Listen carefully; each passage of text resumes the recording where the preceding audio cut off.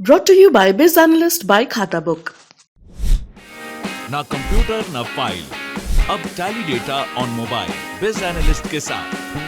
नमस्ते, मैं सौरभ हूं। आप देख रहे हैं दी ललन टॉप। यूपी विधान परिषद चुनाव को लेकर जैसा अनुमान लगाया जा रहा था, परिणाम वैसा ही आया है। समाजवादी पार्टी को तगड़ा झटका लगा है। विधानसभा में मुख्य विपक्षी दल को विधान परिषद में एक भी सीट नहीं मिली है। कुल 36 सीटों में से बीजेपी ने 33 सीटों पर जीत दर्ज की है। 9 सीटों पर बीजेपी उम्मीदवार निर्विरोध जीते, जबकि 27 सीटों पर हुए चुनाव में 24 सीटों पर बीजेपी उम्मीदवारों ने जीत दर्ज की। बाकी की 3 सीटों में से 2 पर निर्दलीय उम्मीदवार जीते हैं। कौन कहां जीता, अब ये जान लेते हैं।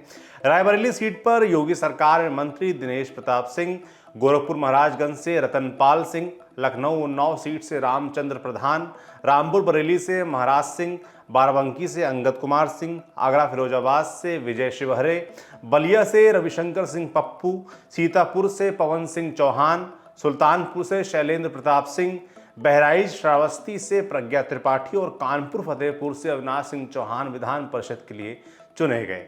इसके अलावा गोंडा से अवधेश कुमार सिंह, बस्ती सिद्धार्थनगर से सुभाष यदुवंश, गोरखपुर महाराजगंज से सीपी चंद, इटावा फरुखाबाद से प्रांशुदत्त द्विवेदी, इलाहाबाद से डॉक्टर केपी श्रीवास्तव, जौनपुर से ब्रजेश सिंह प्रिंसू, फैजाबाद से हरिओम पांडे, मेरठ गाजियाबाद से धर्मेंद्र भारद्वाज, झांसी जालौन से रमा निरंजन, गाजीपुर से विशाल सिंह चंचल और मुरादाबाद बिजनौर से सतपाल सैनी बीजेपी के टिकट पर चुनाव जीते हैं।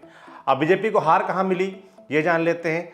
आजमगढ़, प्रतापगढ़ और वाराणसी की सीट बीजेपी जीतने में सफल नहीं हो पाई। आजमगढ़ सीट पर बीजेपी से निष्कासित एमएलसी यशवंत सिंह के बेटे विक्रांत सिंह निर्दलीय जीत दर्ज करने में सफल रहे। विक्रांत सिंह आजमगढ़ सीट से टिकट की दावेदारी कर रहे थे, लेकिन पार्टी ने उनकी बजाय सपा विधायक रमाकांत यादव के बेटे को टिकट दिया था। विक्रांत ने निर्दलीय नामांकन कर दिया तो बीजेपी ने यशवंत और विक्रांत को पार्टी से निष्कासित कर दिया था। इसके बावजूद विक्रांत चुनाव जीतने में सफल रहे। वहीं वाराणसी में बाहुबली ब्रजेश सिंह की पत्नी अन्नपूर्णा सिंह ने निर्दलीय जीत दर्ज की। पिछले 2 दशकों से ब्रजेश सिंह का परिवार इस सीट से चुनाव जीतता आ रहा है। इसके अलावा प्रतापगढ़ से राजा भैया के चचेरे भाई अक्षय प्रताप सिंह जनसत्ता दल से चुनाव जीतने में सफल रहे। अक्षय प्रताप सिंह 5वीं बार विधान परिषद के लिए चुने गए हैं। अब बात सपा की। विधान परिषद चुनाव में सपा ने 36 में से 34 सीटों पर अपने उम्मीदवार उतारे थे, जबकि 2 सीटें सहयोगी दल आरएलडी को दी थी। नामांकन के समय 4 सीटों पर सपा प्रत्याशी अपना फॉर्म जमा नहीं कर पाए थे, जबकि 5 उम्मीदवारों ने अपना नाम वापस ले लिया था। इस तरह से 9 सीटें समाजवादी पार्टी ने वोटिंग से पहले ही गंवा दी थी। बची 27 सीटों में किसी सीट पर जीत दर्ज कर पाना तो दूर, जमानत बचाने के लिए भी पार्टी के उम्मीदवारों को काफ़ी मशक्कत करनी पड़ी। कभी सपा का गढ़ कहे जाने वाले कन्नौज से अखिलेश यादव के करीबी पुष्पराज जैन पंपी, लखनऊ उन्नाव सीट से सुनील कुमार साजन, बलिया से समाजवादी युवजन सभा के अध्यक्ष अरविंद गिरी और देवरिया कुशीनगर से डॉक्टर कफील खान चुनाव हार गए। अब एक कहावत याद आती है, जिसकी लाठी उसकी भैंस। जी हाँ, विधान परिषद चुनाव का ये पुराना ट्रेंड है कि जो पार्टी सत्ता में रहती है, अधिकतर सदस्य उसी पार्टी के होते हैं। साल 2004 में मुलायम सिंह यादव मुख्यमंत्री थे। तब के चुनाव में सपा 36 में से 24 सीट जीतने में कामयाब हुई थी। 2010 में बसपा की सरकार थी, तब बसपा 36 में से 34 सीट जीतने में सफल रही थी। 2016 में अखिलेश यादव मुख्यमंत्री थे, समाजवादी पार्टी की सरकार थी, तब सपा के हिस्से 36 में से 31 सीटें आई थीं। आज के परिणाम से क्या बदलाव होगा, ये भी समझ लेते हैं। विधान परिषद में कुल 100 सीटें हैं, जिसमें बीजेपी के पास 38 सीटें थीं।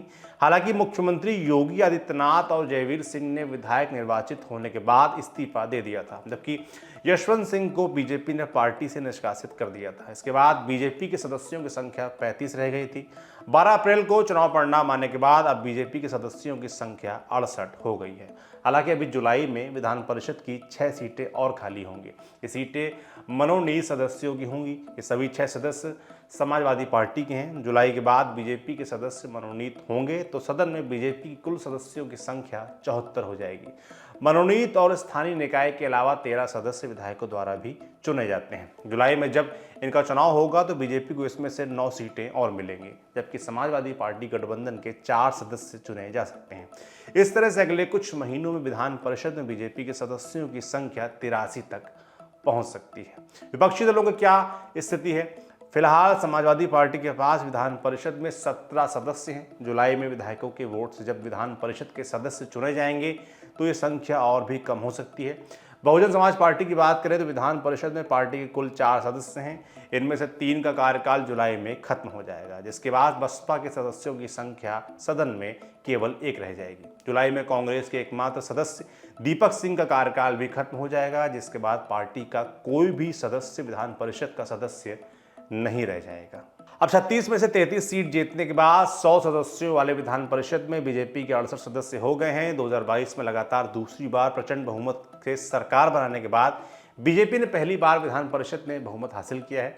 2017 से 2022 तक 5 साल भले ही बीजेपी ने सरकार चलाई हो, लेकिन वो विधान परिषद में समाजवादी पार्टी के दबदबे को खत्म नहीं कर पाई थी। 2017 से पहले भी बीजेपी सत्ता में रही थी, लेकिन विधान परिषद में बहुमत के आंकड़े तक नहीं पहुंच सकी थी। इस तरह से ये पहली बार है जब बीजेपी के पास विधानसभा के साथ साथ विधान परिषद में भी पूर्ण बहुमत है।